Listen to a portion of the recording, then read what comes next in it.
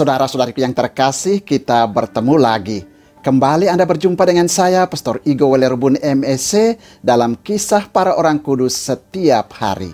Hari ini, tanggal 11 September, kita memperingati Santo Protus dan Hyacinthus martir, dan juga Santo Johannes Gabriel Perboire martir.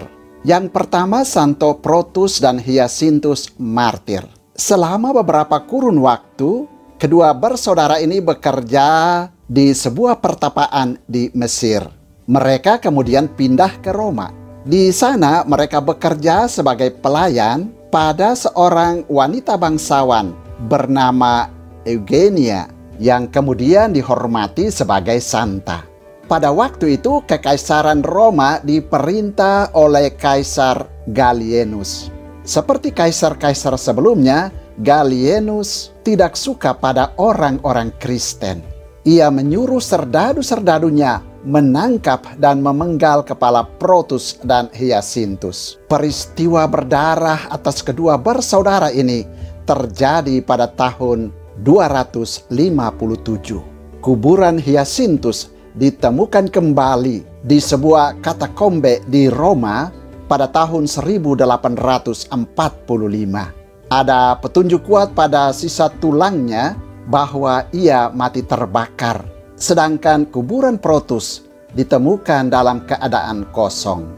Orang kudus kedua yang juga kita peringati pada tanggal 11 September adalah Santo Johannes Gabriel Perboire martir.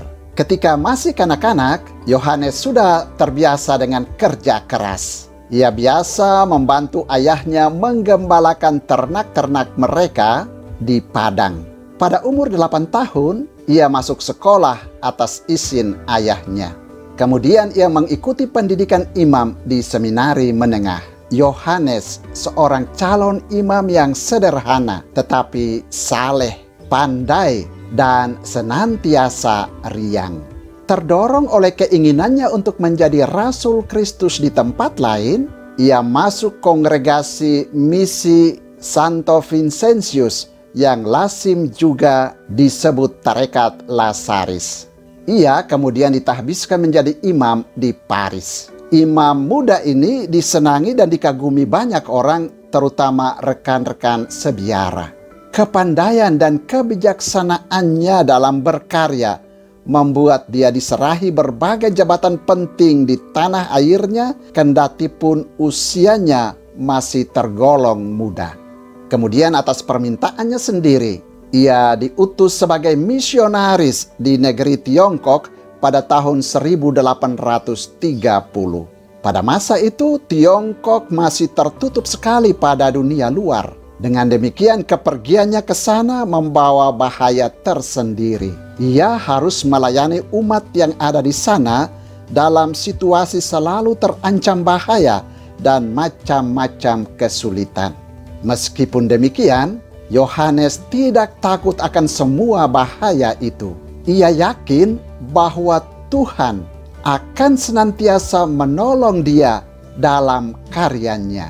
Tanpa takut ia melayani umat Kristen yang ada di negeri itu dengan memberi mereka pengajaran agama dan pelayanan sakramen-sakramen secara sembunyi-sembunyi.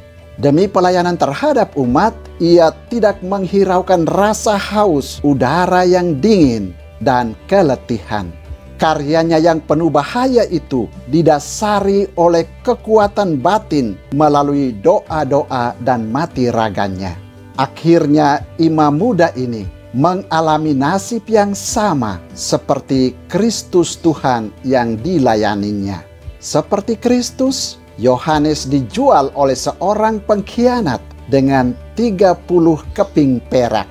Setelah menderita sengsara selama setahun, ia mati di tiang gantungan yang berbentuk seperti salib pada Jumat pertama bulan September tahun 1840, tepat pukul 3 siang.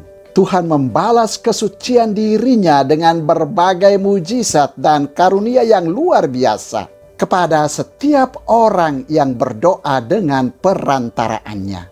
pada tanggal 10 November tahun 1889, ia dinyatakan sebagai beato oleh Paus Leo ke-13. Kemudian ia dikanonisasi pada tanggal 2 Juni tahun 1996 oleh Paus Yohanes Paulus II.